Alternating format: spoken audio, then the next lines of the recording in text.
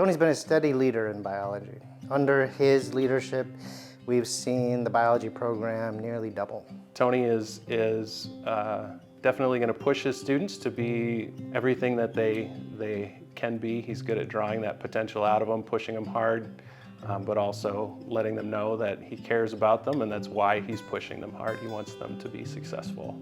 One of the most important contributions that Tony has made here is to provide excellent and rigorous classes. We often hear from our students that are in medical school and graduate school that they are ahead of their Ivy League peers because Tony has held the bar really high in anatomy, and they have risen to that level, and they are well prepared now. Tony has really helped advance the program through bringing new techniques and equipment and materials to campus, new research questions. One of the biggest ones recently is the cadaver lab. Has been a huge asset to the institution, but also a recruiting tool. One of Tony's greatest attributes is he's an inquisitive specialist.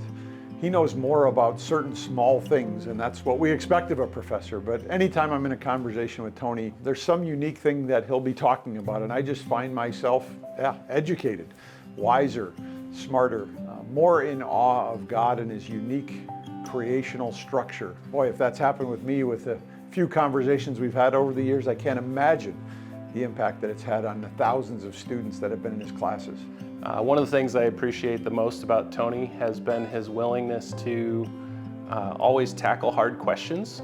So he has spent a lot of time and energy digging into things like origins and gender, really bringing both theological and biological sort of expertise, blending those together to help students, equip students to deal with those questions in the culturally diverse world that they're going to find themselves in when they graduate. At least in one of his research areas on gender and sexuality, it could have become very contentious, but the partnership that he has had with the Vice President for Academic Affairs in terms of wanting to talk about these things in a biblical way, in a way that's also faithful to science, and has an impact on the broader culture. You've done that well, Tony, and it's appreciated. And so thank you for the research, thank you for the partnership, and thank you for being an effective biblical voice in an area that really needed a biblical voice, and you've done it well.